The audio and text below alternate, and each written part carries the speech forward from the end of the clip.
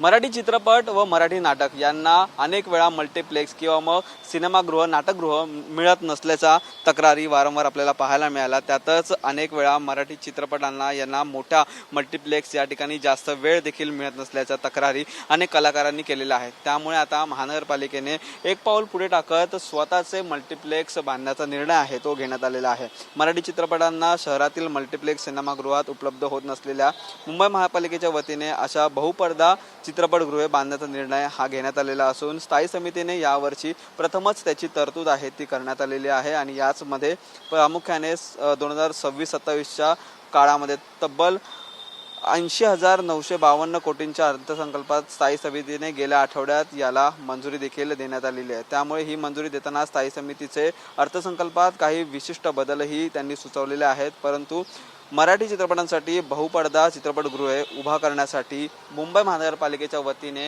हे आग्रही आहेत। त्यामुळे आता येणाऱ्या काळामध्ये सध्या तरी मुंबईमध्ये उपलब्ध असलेले 3 ते 4 असे बोटांवरती मोजता येतील एवढेच नाट्यगृह सध्या उपस्थित आहेत।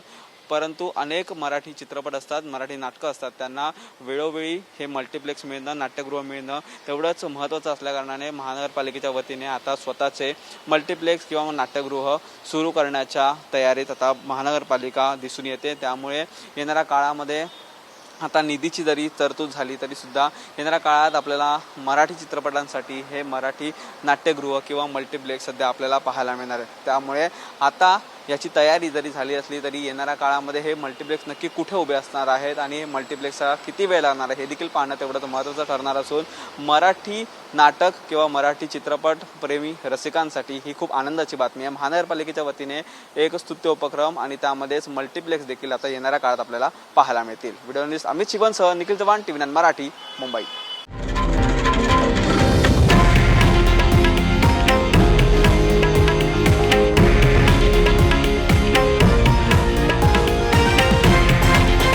हे आहे देशातील नंबर 1 न्यूज नेटवर्क आणि आपण पाहत आहात TV9 मराठी, एकमेव।